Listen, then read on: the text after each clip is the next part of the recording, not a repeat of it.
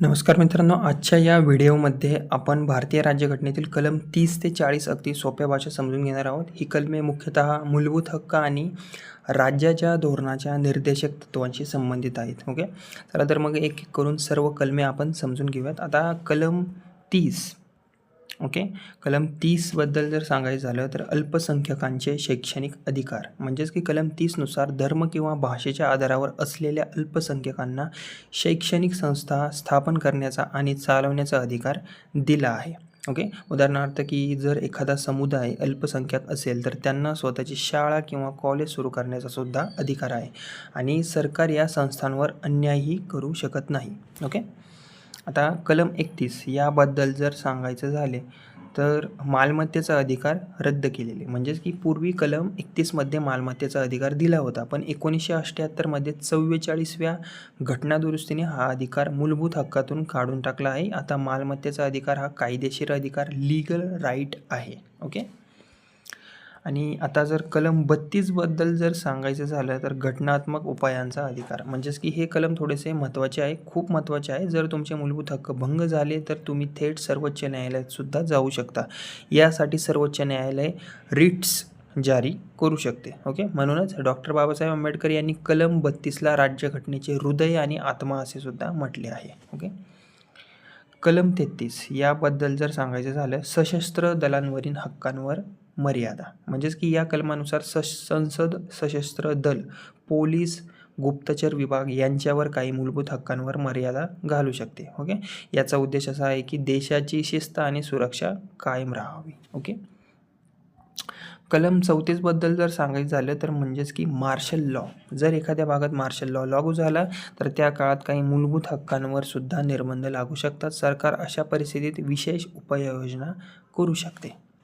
Okay, कलम 35 याबद्दल जर सांगायचं झालं तर संसदेला विशेष अधिकार, या कलमानुसार काही विशिष्ट विषयांवर फक्त संसदच कायदे करू शकते, म्हणजेच की राज्य सरकारांना त्या विषयावर कायदे करण्याचा अधिकार नसतो. ओके, आता राज्याच्या धोरणाच्या निर्देशक तत्वातील कलमे बघून घेऊयात. ओके, आणि जी 10 ते 20, 20 ते 30 जी कलमे आहेत ती मी मागच्या व्हिडिओमध्ये समजून सांगितलं आहे, त्यामुळे तुम्ही तो व्हिडिओ बघू शकता. ओके, यात फक्त मी 30 ते 40 कलमं तुम्हाला एक्सप्लेन करून सांगत आहे. ओके, आता कलम 36 याबद्दल जर सांगायचं झालं, ओके, तर बेसिकली आता ही जी 36पासून जी कलमं सुरू होतात ती राज्याच्या धोरणाच्या निर्देशक तत्वांमध्ये येतात, म्हणजेच की ही तत्त्वे न्यायालयातून अंमलात आणता येत नाही, पण देशाच्या प्रशासनासाठी खूप महत्त्वाचे आहेत.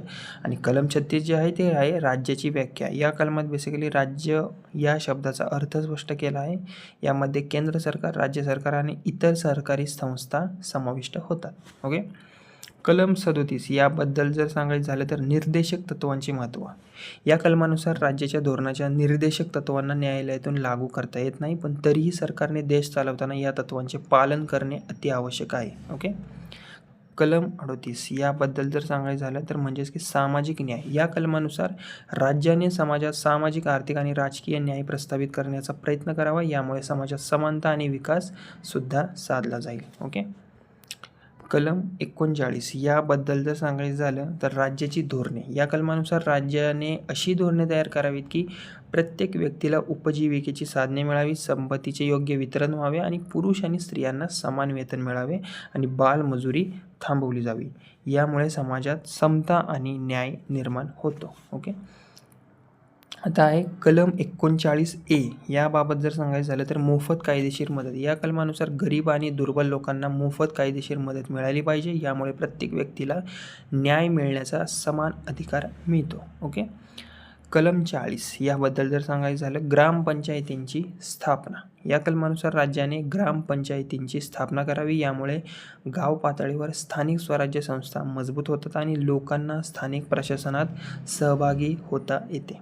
ओके, म्हणजेच की मित्रांनो आता या व्हिडिओमध्ये आपण कलम 30 ते 40 ही कलमे, अल्पसंख्याकांचे हक्क, न्यायव्यवस्था आणि समाजातील समानता हे सगळं मी तुम्हाला समजावून सांगितले आहे. ही कलमे 30 ते 40 यावर आधारित आहेत ही कलमे. ओके, आणि ही कलमे देशाच्या लोकशाही आणि सामाजिक न्यायाच्या तत्त्वांना मजबूत करतात. ओके, सो अशीच पुढच्या कलमांचासुद्धा मी व्हिडिओ अपलोड करणार आहे. माझ्या बडी नावाचं चॅनल आहे. जर तुम्हाला व्हिडिओमध्ये मी जे काही सांगितलं आहे जे तुम्हाला समजलं असेल तर व्हिडिओला लाईक करा, शेअर करा आणि माझं बडी नावाचं यूट्यूब चॅनल आहे त्याला तुम्ही सबस्क्राईबसुद्धा करू शकता. ओके, धन्यवाद.